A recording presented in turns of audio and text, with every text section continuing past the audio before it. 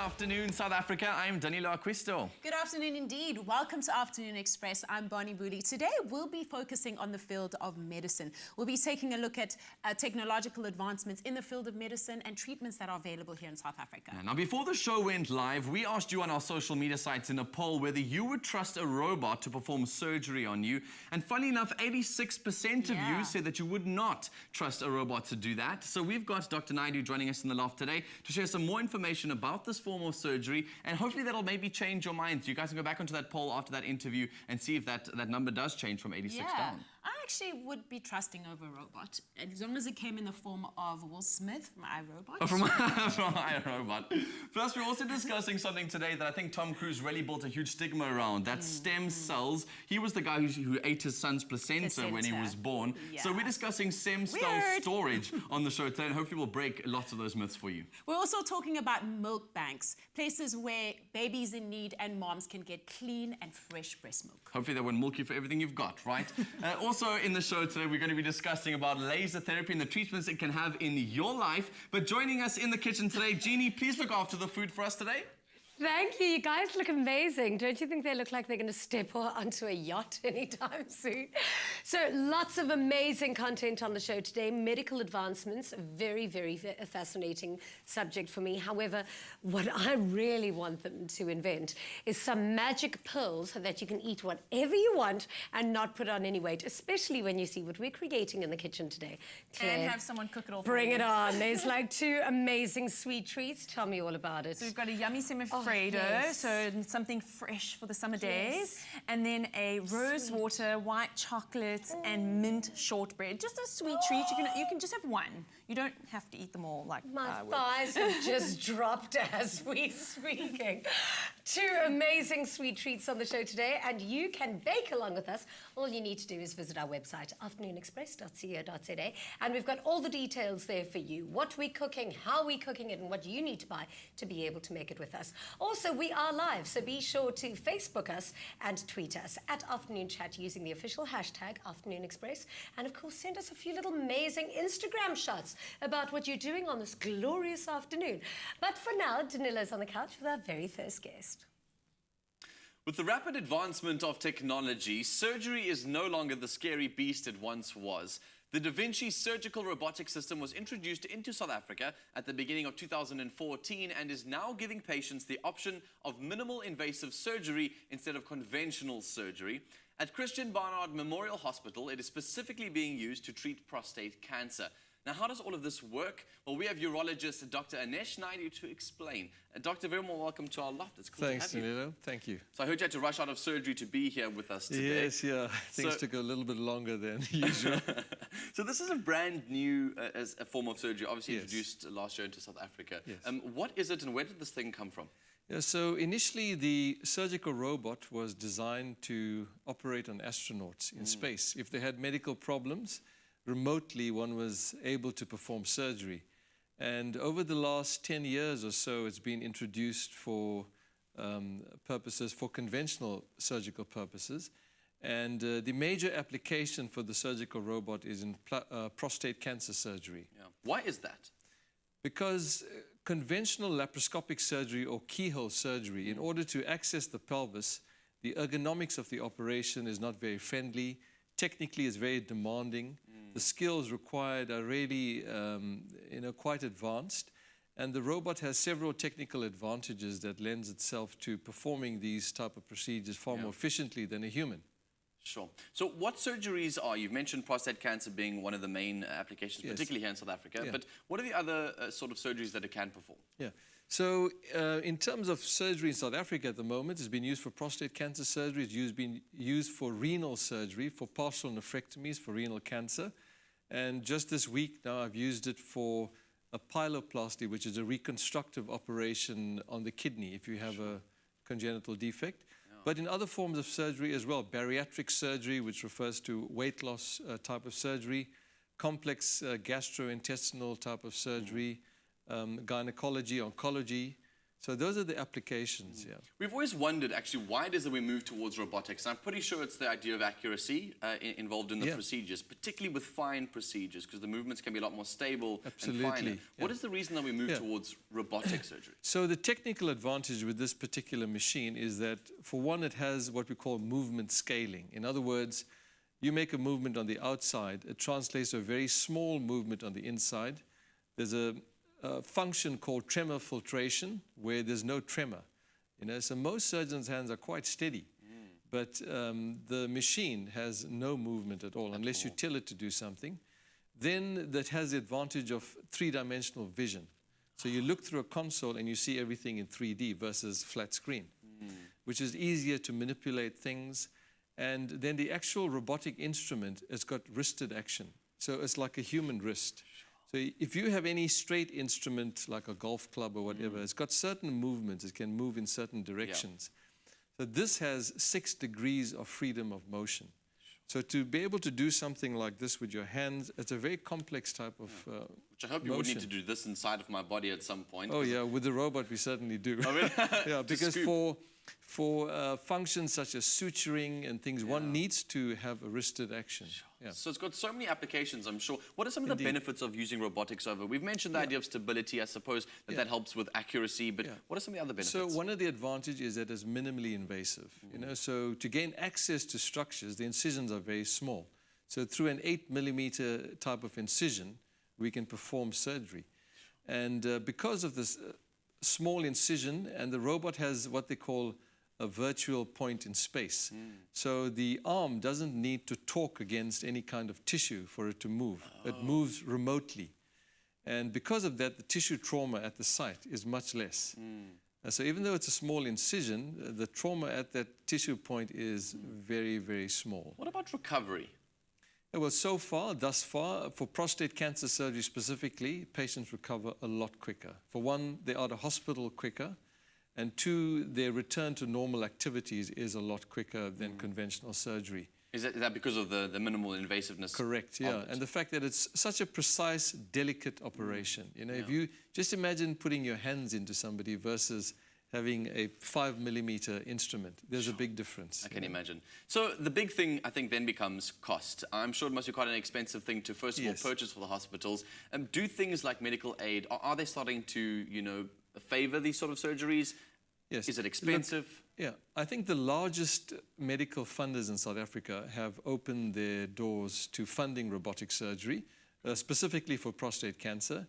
Initially, there was quite a bit of resistance to opening it up, but because they saw the benefits, they've agreed to actually fund it for prostate cancer and for renal cancer at the moment. But as time goes on, I can see them opening up to other types of procedures. But the cost of the instrument is, significant. I'm sure. It costs a significant, it's a big capital investment, and then there are running costs related to the machine itself. What about the patients themselves? Are they receiving it well? Are they feeling like it's a bit too nerve-wracking for them? Are there risks involved with using robotic surgery? Well, look, the obvious answer is that, or question rather, that patients have is that, are you going to leave this thing and walk away? Is it going to do, well, it does nothing on its own. Will there be power outages and I'll be stuck with machines? Yeah, well, there is backup power. So there's no such thing as a power failure. And every movement of the machine is controlled by the surgeon. So your head fits into a console. The moment you move your head out of the console, everything freezes. Okay. It's stopped. So it's very controlled. There's no autonomous movement that the machine makes on its own. What happens if there is something like abrasion or something does burst or something touches something that is slightly more sensitive? Is there the option for the surgeon to get there in time to fix that? Yeah, so we actually have a console surgeon, which is a surgeon sitting on a chair like yourself. And he's basically controlling the machine. Then at the patient's side, we have another surgeon who is actually at the patient's side. If there are any problems, he assists with that. And if clips need to be placed, he does so. If there is any unforeseen emergency, he takes care of that.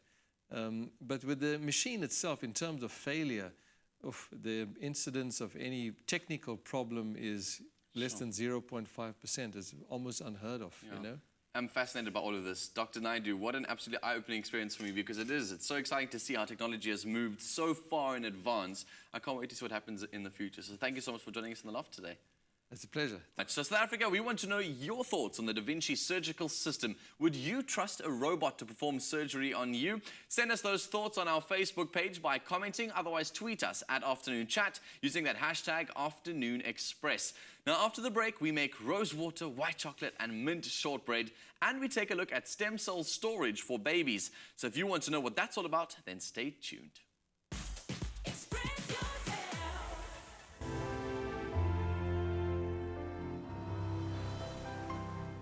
Fresh Pack. Goodness comes naturally.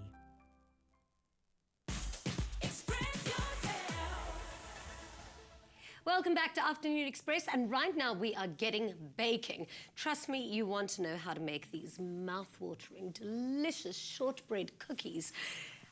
Where do we get started? I'm like basically beyond excited for this. Melty, crumbly, buttery shortbread cookies. What's in there already? Butter. So the key to a good shortbread cookie is to make it short, which means to add lots and lots and lots of butter. Okay. So we just creamed this slightly a little bit because it takes a little while. So in goes some icing sugar. Yeah. Just plonk that all in there. You know, a while ago, when I didn't feel so bad about eating a lot of carbs, Woolworths used to do this thing called Millionaires Shortbread. Do they still do it? Yeah, how good. Oh, And there's different types as well. Yes. Ooh, there's there a was frozen one. What? Yes, there's a frozen one. It's like Really? a whole cakey, desserty thing. I don't know, it's amazing. So they do these Millionaires Shortbreads, and you either get one with chocolate on, or you get, but you basically take a bite, and then, like, literally all resistance crumbles. Like, everything, every part of you falls apart whenever you take a bite of this. And remember, they used to do those eat some mores, because you have one, and then you need to eat some more, and another one, and another one. So basically, is this going to be that delicious? You're definitely going to be eating a lot of these ones. I'd like to say you can only eat one, but are you really going to eat two or three? Damn, so a little bit of corn flour, a little bit of flour, so that's going to sort of hold it all together. Then wait, let's mix this up first, and it'll make it much easier. Without making a mess this time. No, slowly. You have a flair for this kitchen. And you step really away. do. Clouds of flour everywhere. Now, I'd like this to blame stuff the is machinery, magic. it's not me. So rose water, a beautiful this. summer flavour of Woolworths at the moment. So it's everywhere, and it's fabulous, and it's fresh. It's amazing in lollipops, so frozen lollipops on a hot summer's day. It just reminds me of Turkish delight. I can literally just the whole day, like, yum. Oh, Eat it, amazing. Can we wear throw in it. extra? Yeah, so we don't even have to lift throw that. it in yet? Go for it. So about a teaspoon. Okay. Let's So just whatever's make it left easier in for you. here. Yes, go for it. It's probably about a teaspoon in there. Let's just get extra take this in 'cause off it's too. so good. And That's you yummy. I instantly want to sort of- throw it in my bath. It's a beautiful floral aroma and flavour, and it's just fabulous in something like this. And to complement it, it's a very cool combination, but lime and rose water actually works fabulously together. Yes, definitely. So just some lime zest in there. Just gonna... The word is going. even beautiful, zest. Isn't it? It kind of speaks exactly to it. Zesty, tangy, zingy. Wait, let's Emma. do that. Obviously, my hands are clean, but all of your zest was actually on your grater. So I would do probably about 1 or 2 limes. We're just going to do a little bit just to kind of show it off. And then just mix it up. You don't want to over-mix this. Kind of all starts coming together in a ball. Just kind of take that off the top How here. doughy do we need it? Do we need it like that soft, clumpy dough, or like what it I'm is going to now? show you. that So I'm kind going to grab some of this falling now, apart again, with clean hands. And you kind of, when you can ball it like this. vibe? Are you balling? We're balling it. That is perfect. So then that goes into plastic wrap, kind of Is flatten it rude out. of me to want to eat this cookie dough? Cookie dough, go for it. I've never been one of those cookie dough eaters. My mom always used to tell me as a kid, if you eat too much cookie dough, you'll get worms in your tummy. But I reckon it's just because she couldn't end up finishing the batch of cookies because I was eating all the dough. I think parents come up with fabulous excuses to stop the kids eating the product before you finish it. So, wrapped up in plastic wrap into the fridge to rest. You've always got to rest cookie dough because otherwise it's going to bake funny and it just doesn't, you need time for that butter to kind of cool and chill in the fridge. So you're going to move over here where we've got some that's already, phase 2. So we've got some that's already chilled in the fridge. We just kind of flatten it out a little bit. When you put it in the fridge, it's actually easier if you kind of aim for the shape because you don't have to try and kind of hack through a big round ball to flatten it out. So just kind of flatten this out. This is quite, like I said, a short, crumbly dough. So it might, sort of crumble a little bit around the edges, but don't be scared. You kind of roll it out as thick as you want, or as thin as you want, and shapes. You know, we've got a flat side there or a curly side there. But then you're making like 4 cookies. No, well, this is like about probably a quarter of the dough. Okay, so okay. Then that, we take it off and pop it onto a baking tray about 160 to 180 degrees for roughly 12 to 15 minutes. You kind of want to gauge it and just watch it. It starts to get nice and golden and brown around the edges, and then it's ready. You don't need to over-bake the cookies until they're so hard and crunchy. They're not the crunchy like those kind of American cookies are so nice because there's a bit of chewiness to them. Yeah, this isn't, a shortbread isn't chewy. It shouldn't be chewy. It should be crunchy and crumbly. Exactly. But yeah, a chewy cookie is delicious. So, do you want to, while I do this? Yes, help I me out need here. the I've next got a bit of phase. dirty fingers now. Well, not dirty, but crumbly and cakey. Take some of those biscuits. So we've got the rose water in there. Now comes the white chocolate. I'm just going to dunk that, and then the mint. Mint, what I was chatting earlier about the lime Like the top of combination. it. You know, just kind of hold aside and dunk the corner in. You can do the top, or you can. I'm just going to use my little cakey fingers over here. Or you can just do this. Heavens. Kind of take one side like that. Okay, so that it's not too rich. And do that. And then some mint. Mint, rose water, and lime work fabulously together. I've just got some caster sugar and some chopped up mint in here. And just kind of almost making like a minted sugar. This is delicious. The white chocolate I can actually smell. And this mint. Can you Very smell that? delicious. Kind of? This is so luxurious, actually. It's a very decadent little thing. This is actually nice to give as a gift to somebody. But the like combinations baked cookies. all sort of work quite cool together. You know, they don't, you end up sitting rich and okay, kind of so heavy. where does that go? What do we do? Just So I'm sprinkle going it to on the take some of cookies? this and just sprinkle it over like this. Then this is going to set in the fridge just until the chocolate is nice and hard, and then you eat it. It's quite delicious. My goodness. Recipes on the website. I'm hopefully not going to eat all these cookies while we're playing in the kitchen, but Danila's on the couch with our next guest. Hey, don't stress, Jean, because apparently what we're about to discuss could maybe solve that problem of yours with the worms in your belly in the future. Who knows? Now, stem cells are considered to be the basic building blocks of our bodies and have the potential to become almost any other cell in the body. So essentially, they can transform into cells of the muscle, bone, blood, heart, or brain, etc. Now, this makes them incredibly powerful in treating a number of degenerative diseases like Parkinson's disease, diabetes, as well as heart failure. Stem cell therapy and treatment is arguably the fastest growing sector in the medical industry today. And with us to talk about this phenomenon and how it can benefit our lives is Odette Shefermann from Cryo-Save South Africa. So now, Odette, warm welcome to our loft. I think this is a fascinating one to discuss because it's been all over the press. I think everyone's very excited about the future of medicine and how it is that we can start to save our lives in the future. But before we even get into storing our cells, where do we get stem cells from and what are they? Okay, so stem cells, the ones that we're interested in as Cryo-Save, are found in the baby's umbilical cord blood and tissue. Okay. And there are 2 different types of stem cells found in the blood and the tissue. Which ones, what are they? So in the blood is the hemopoietic stem cell, which treats blood-related diseases, and then in the tissue is mesenchymal stem cells, which is being used in the future, obviously, for the regenerative diseases. So when did we start finding out all about stem cells? And is this a brand new sort of system that we're using? Has this been around for years? It has been around for about 10, 15 years, so it isn't brand new. It's just that people are becoming more aware and educating themselves. So let's say, for instance, I'm about to have a child and I want to have those stem cells stored. I'll have them stored. What are they stored for? So they will be stored for, there's 2 different categories here. So diseases treated currently are those blood-related diseases, 70 different types actually, like leukemia. And then there are the diseases that might be treated in the future. So, yeah, that's what you would be storing for. So diseases in the future, would that include something like I mentioned earlier on about trying to regrow certain cells of the body? So if you do have a liver disease or heart disease, that could be solved. Yes. How far in advance are we in getting to that point?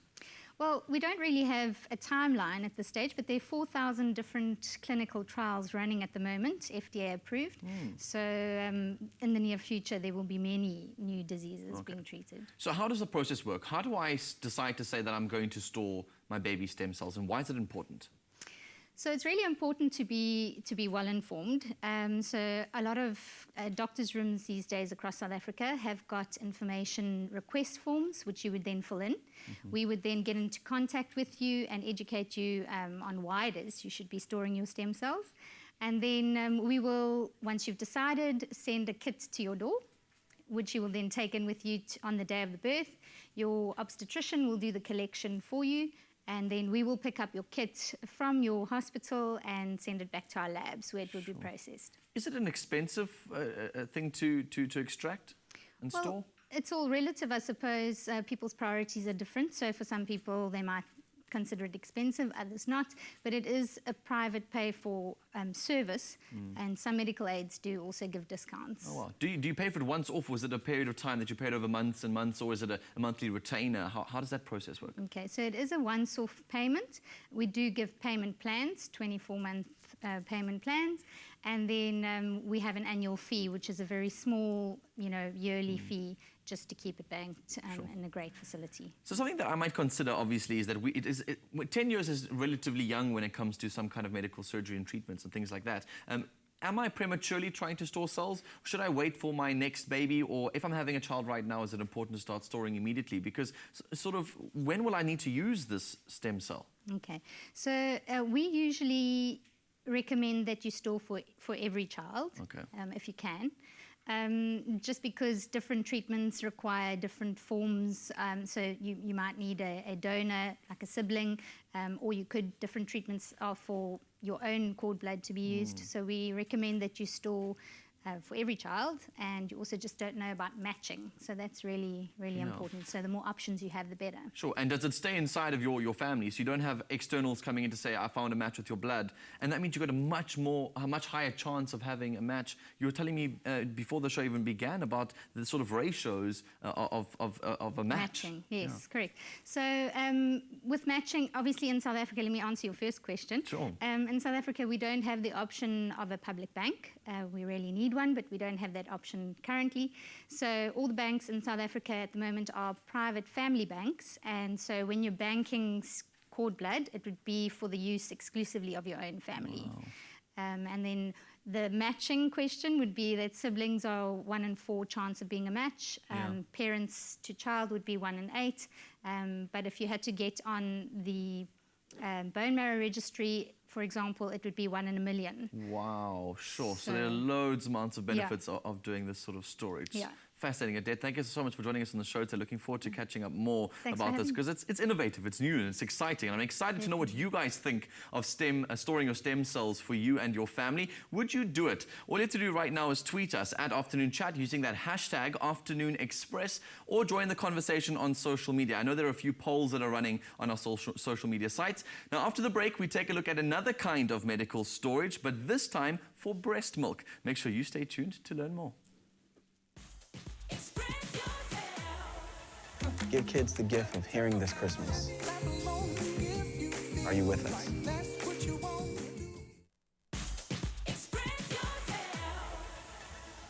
Welcome back to Afternoon Express. Lovely to have you join us. Now, research consistently proves that breast milk is undisputedly the ideal food for babies. Sometimes, though, a mother is not able to provide the breast milk her baby needs, and what alternative is used matters. This is true for all babies, but for very premature, low birth weight babies, the use of anything other than breast milk in those critical first few weeks or months can have potentially fatal consequences. This is where a breast milk bank can provide a safe alternative. Joining us on the couch from Milk Matters, Louise Goosen, to help us learn more. Welcome, Louise. Thank you, Bonnie.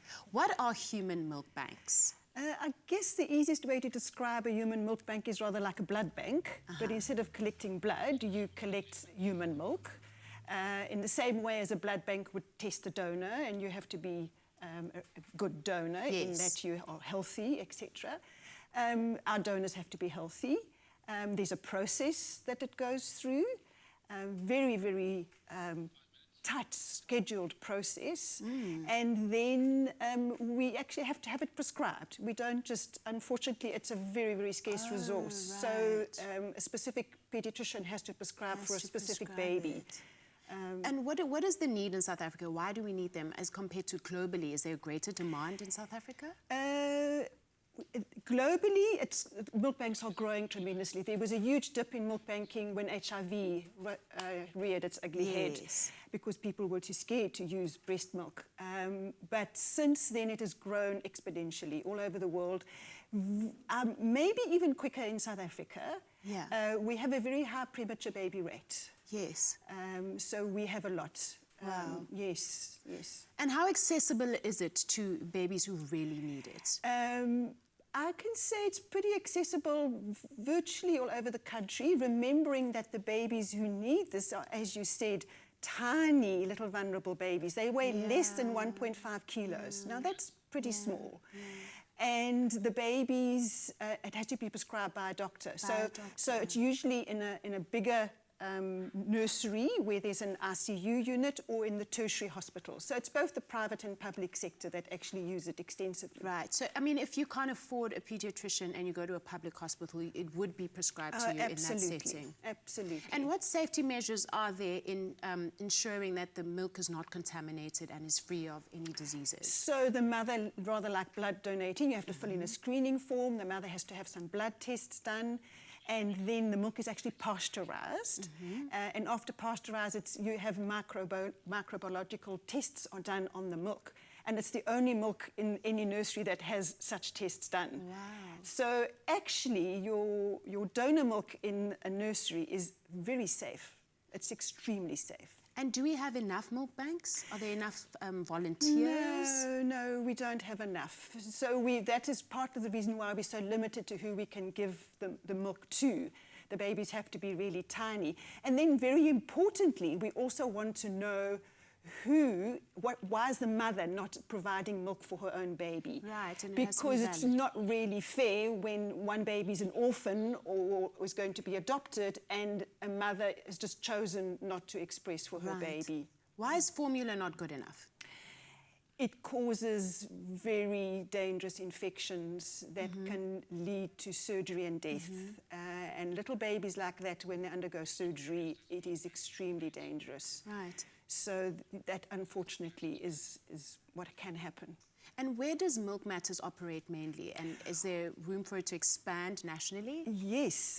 We operate mainly in the Western Cape, but there are there are other milk banks in the country, so that the fingers of milk banking pretty well spreads all over the country, fortunately. Yeah. How can the average person donate? And obviously you have to be pregnant to donate, right? So it's quite a specific niche. Yes, it is. And people don't donate for very long. It's not like a blood donor where you're a donor for forever. So we're constantly asking for donors. Wow. If anybody is anywhere else in the country, they can contact us because we will put them in touch with whoever is close to where they are. Yes. Please don't think you have to live in any particular place. Okay. But basically, we accept donors. We are able to help people wherever they want to. It's really a worthy cause, and I mean, I'd love to donate. I just have to wait till I get pregnant, perhaps. That was your question. I beg your pardon. Your question. So yes, a mother must be breastfeeding. Yes. We have some mothers who actually say they want to stop and donate. And please, no, their own babies always come first.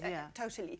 So what we would rather them do is the breastfeeding works on a basis of the more you demand, the more you produce. Yes, of course, yeah. So your own baby won't do without. In fact, there are mothers who like donating because they then have more for their own baby. Oh, yes. So anybody who's breastfeeding, we don't even limit the age. Overseas they do. How old the baby is matters. We say it doesn't matter. Wow, wonderful. Great work. Thank you so much. Thank you. Thank you, Bonnie. Would you donate to a breast milk bank, or have you made use of them in the past? What are your opinions? Tweet us at Afternoon Chat using the hashtag Afternoon Express, or join the conversation on Facebook. After the break, we'll look at low-level laser therapy for pain relief. We'll be right back, so don't go away.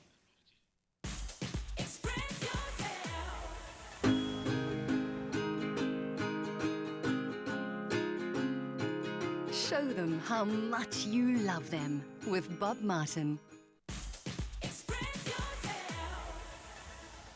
Welcome back to Afternoon Express. Now, laser therapy, also referred to as cold laser, low-level laser, or light therapy, is used for the treatment of a broad range of conditions, including musculoskeletal injuries, arthritis, soft tissue damage, and sports injuries. One such treatment is called Bioflex laser therapy. Now, to tell us more about this is Linda Revman and chiropractor Stefan Elof. Welcome to the show. What exactly is this Bioflex treatment? Bioflex laser treatment is clinically proven to eliminate pain, accelerate healing, and restore normal function of diseased or traumatized tissue. And what it is it's using light, as we know it from sunlight, rays of sun, rays of light, and it's using particular waves of the light from the red and infrared. Here we see Dr. Elof has got the laser on red at the moment. Okay. And this is emitting billions of photons of light energy particles, which are being absorbed by the cells. Yeah. And people say, how can it be absorbed by the cells? Well, if we look around at trees around us, they're absorbing light to create photosynthesis for energy. Yes. And that's exactly how we're actually able to, in our own bodies at a cellular level, absorb these particles of light, and they create energy in the cell called ADP, and that's the energy of the cell.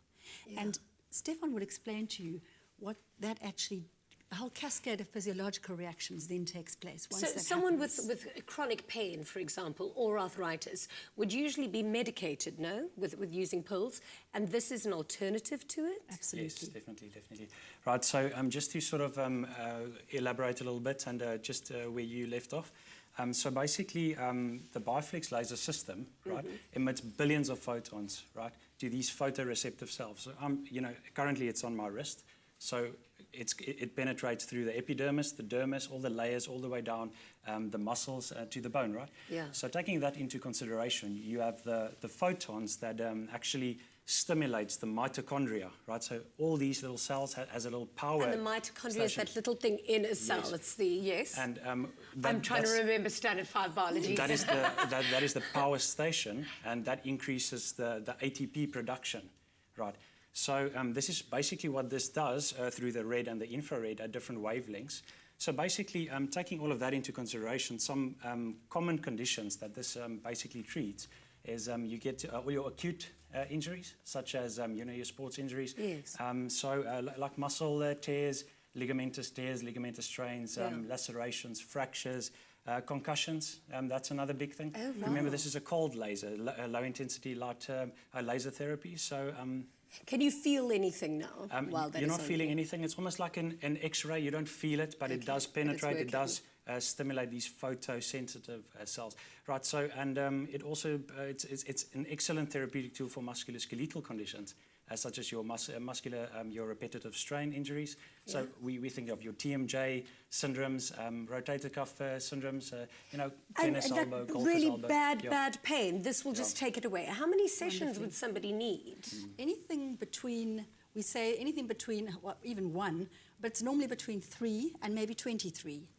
An example of 23 would be somebody who was about to lose their foot to amputation. And in fact, in Canada, from the Meditech company, they've lost count of how many limbs they've saved. No. Yes.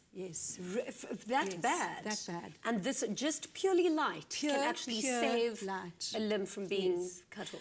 The first patient my husband ever treated was about to have her foot amputated. Yeah.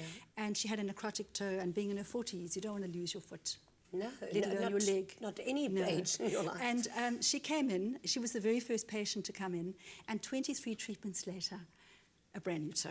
And she can walk and run and use it as brand new. Back to perfect. That's so fascinating because if you look at mythological religions, I suppose, they always had the gods of light and the gods of sound. Exactly. And I suppose that kind of healing existed so many years ago, and now we're returning back to it, to this ancient form of healing, but now obviously with a lot more technology. That's it. That's the technology. It's very important to also note that this is a scientifically legitimate therapeutic device. There's about 3,000 current publications in your journal articles.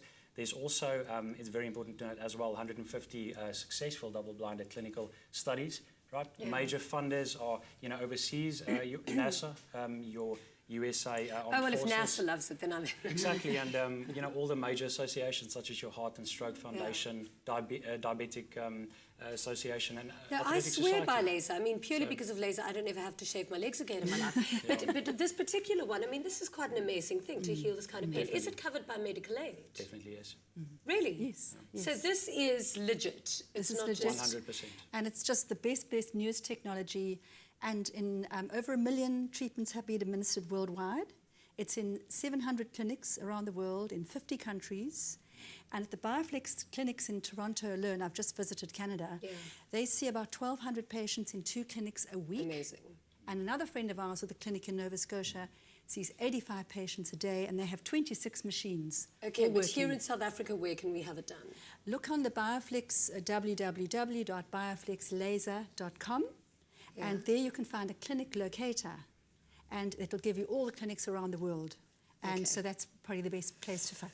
Okay, Doc, you're more than welcome to stick that on my back. While we do that, Danilo's in the kitchen whipping up an extra gorgeous sweet treat. But remember, you can also tweet us. All you need to do is visit our Twitter at Afternoon Chat using the official hashtag Afternoon Express, and visit us on Facebook at Afternoon Express as well. But for now, Danilo in the kitchen. Yeah, I can't resist, actually. I have to say it, Jeans. You're my sweet treat, okay? I know we're making it here, but you can be that for today. So in the kitchen today, Megan Daniels is with us. Welcome back to the show. Good to have you back. We're making something so delicious, because one thing that I learned from my parents was making a mascarpone ice cream. And ice cream is such a difficult thing to get done. You showing us how to make a simple ice cream. What is it called? Simple ice cream. This is semi-Fredo, which means no churn, no hassle, no fuss. You literally fold everything together, put it into the freezer the next day.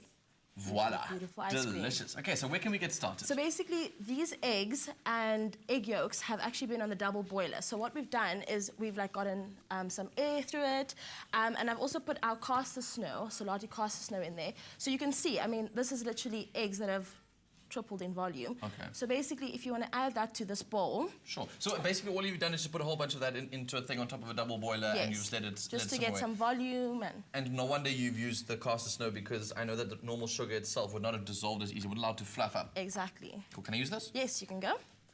And then also what we're going to add to that, if you can fold, so you can see there's a lot of volume in just eggs and sugar. Yes. So basically you can add our whipped cream, so you can add all of that. It's very indulgent. Yes, that's good. We like indulging. No, definitely. So This we've got some... is all about that. Yep. So we've got some cream, and then you can add our flaked almonds. Sorry, have you just whipped this up just straight up? No Straight sugar? up, no sugar, nothing. Just...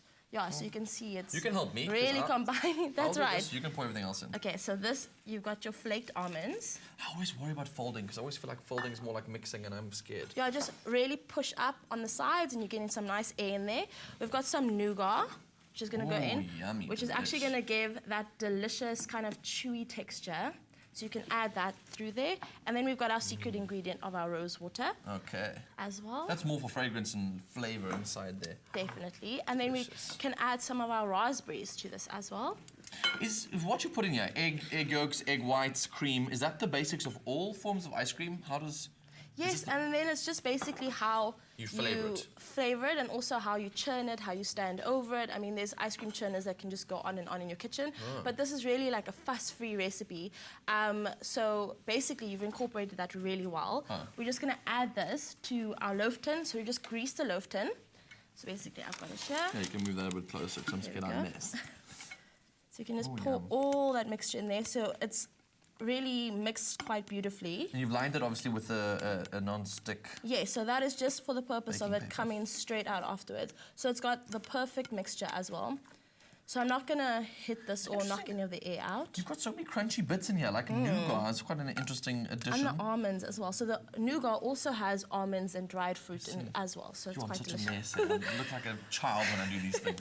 So not knocking any of the air out. This is basically going to pop into the freezer. But obviously for TV, we've got it already made in here. I see. So how long does that go into the freezer for, by the way? For a day. For a whole day. You can So do just it put it on overnight overnight as well. So after dinner, just pop that in, and then the next day, ice cream. It looks like that. It looks like this. So basically, this is your semi-Fredo. No hassle, no fuss. And then we've made a berry coulis. So this is literally mixed berries, dried or frozen, and then basically we put it into a pot with your Solati caster snow again, cooked it down so that it literally is a sauce. Delish. And then... Now that is decadent. Absolutely beautiful. And then we finish it with some raspberries and some fresh mint. Delicious. Don't forget, if you guys want this recipe or the shopping list, it is on our website, afternoonexpress.co.za. There's so many recipes that are on there. Now we've added our first ever sort of ice creamy type dessert there. It's a semi-Fredo. It's one of those ones you have to keep in your repertoire at some point in your life. It's simple, it's easy, and it's so delicious. And I promise you, if your boyfriend breaks up with you, this is the one you want to be eating out while you're lying in bed at night. It is the semi-Fredo. Thanks so much, Megan, for joining us in the loft today. Pleasure. It looks delicious. Can't wait to serve it to the rest of the ladies. We'll see you after the commercial break.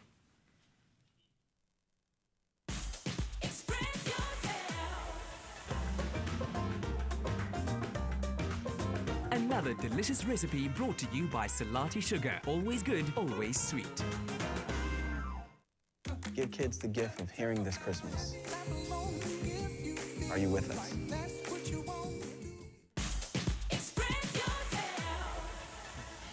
Welcome back to our Laughter Show on Afternoon Express. We're just being bullied around the table, but it's because I think Jeannie and I were fighting over that kitchen space this afternoon, right? Yours looks better than mine. It's one of those. Mine does look better than yours. Welcome back to the show. So we're discussing a whole bunch of various forms of surgeries and different new technological advancements. And I'd love to hear what you guys have to say on 0839133728. Give us a call and send us your comments and your questions. And Twitter as well. I'm basically addicted to our Twitter feed. All you need to do is tweet us at Afternoon Chat using our official hashtag Afternoon Express, and Facebook as well. Our Facebook page cooks. Yeah. No, you do. Because you made baked cookies. No, anyway. that's basically sensational. I'm so fascinated, actually, with today's conversation because it's especially with what we're talking about with donating breast milk as well. That is so sad, and I had no idea that South Africa that had so many. Such a need for it. It's something that you never actually consider and you never actually think about it. You think when a baby gets born, formula, or there's so many different options, but that first little bit of milk is probably the most important thing a baby needs. That's so sad. I mean, do you think there's enough communication out there for people to know that there's a need and that this is how they can help or get involved? Because I'm sure there's many women who would love to. No, you're quite right. I don't think we've got enough communication. And of course, being an NGO, we rely on people like you to get that communication across. And so we don't have a marketing budget at all. No. So we do try very hard. You leave pamphlets and posters and the usual. But is it a life and death scenario? I mean, can this keep babies alive? Like, should women out there who've got small babies and who are pregnant make it a mission and a priority to actually donate their milk? And how does it work? Is it like just expressing and pumping? Or? It is. I would say first priority is get to breastfeed your own baby. Yeah, obviously. but don't go be pregnant and think I'm going to donate. Exactly. Get your own way of breastfeeding, get it right. And when the baby's a little older and you feel that really I've settled down, I can do this, or second babies. The research actually shows that more mums who have second babies donate, probably because they're more relaxed about the actual and more confident about the breastfeeding. We were discussing about stem cell storage too. Like, can't we start finding ways to replicate the actual milk that we're producing from the mother itself to reproduce it using stem cells? Is that not possible? Replicating stem cells. Well, replicating the breast milk. Can't we remake more breast milk from stem cells? Or There are stem cells in breast milk. well, then there you go. So isn't that not a possibility? Please, can I ask a stem cell question? Because it fascinates me. What happens if we take stem cells and put it in a syringe and then inject it as you would Botox? Does that mean that we will then get regenerative cells from as we had from a baby and then we'll never age? Listen, anything's possible. I invented it. You saw it right here. I invented it. A question Jeannie would never ask. So unlike Jeannie to ask that. No, but imagine injecting skin to grow from a newborn baby when you're like 50. Yeah. Never mind the lives that could be saved. But yeah, my wrinkle for when I'm 50 could be. So what are some of the... But it's possible. Well, anything's possible. I need your number. I've got a feeling we're going to be besties. and the future of something like this, where are we moving towards? Because like I said, the thing that fascinates me is that we're very new in this sort of form of surgery and the new form of extracting cells, etc. For me, it almost sounds like it's not ready for me to start handing over my cells to somebody because there's not enough applications for it. I know, but it's only for me and my family. What's going to happen in the future? Where can this go? What is the extent it can That's a good question, Dan. I think if you are looking at tomorrow or even next year, I think you'd be really short-sighted that's not what you're banking for. You're banking for the future. Yeah. And so we can't say, well, there are 70 different kinds of diseases treated now, but there could be so many more. And don't you want to be protected, really, from those in the future? Exactly. Yeah. Very true. We do have a comment on social media. Rita van Vollensteer says, I was recently contacted by the Bone Marrow Registry asking whether I would still be willing to donate stem cells for a patient in need. The information they forwarded indicated that there's a very slight chance of my contracting cancer in the process of donation. Can you guess? No. Elaborate on that? How?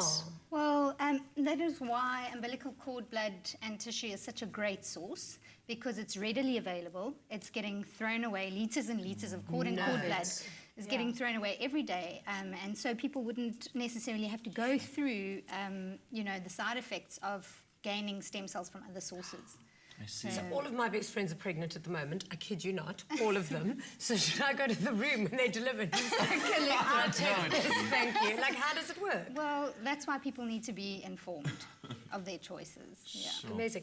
But, however, I do believe that people should all go to join that Sunflower Fund and register as a bone marrow donor, because you can literally save a life. There's one in a million chance that you've got a genetic match, and you absolutely Google it. Go to sunflowerfund.co.za and you've got to absolutely. It should almost be legal for and what people Odette to is saying have that to if you go keep it in the and become family, you donor. almost have a 1 in 4 chance of having a match, which is so much more accurate. So there's so many ways that you can do it. And I know we asked you guys in our poll on Facebook and on Twitter what exactly you guys thought of the poll robot that we had. Trust a robot to do a surgery on you. And we've updated those results on that poll. 81% of you still said no, you would not allow a robot to perform It's surgery scary. on you. Artificial intelligence. That is what our future is looking like. It's terrifying. It's crazy. Well, interesting show it was. Today we're going to enjoy this food. You, South Africa, have a good afternoon. We'll see you same time, same place tomorrow on Afternoon Express. Good night. Ciao. Happy eating. Happy eating. This looks delicious. Would you like... Coming up tomorrow on Afternoon Express, marking the start of 16 days of activism, we spend the afternoon with Indian-born international peace ambassador and public speaker Prem Rawat. Another feel-good production. Hi YouTubers, thank you so much for watching the show. Be sure to not miss another episode by clicking subscribe right over there. And we'll see you every day. Afternoon Express. Enjoy.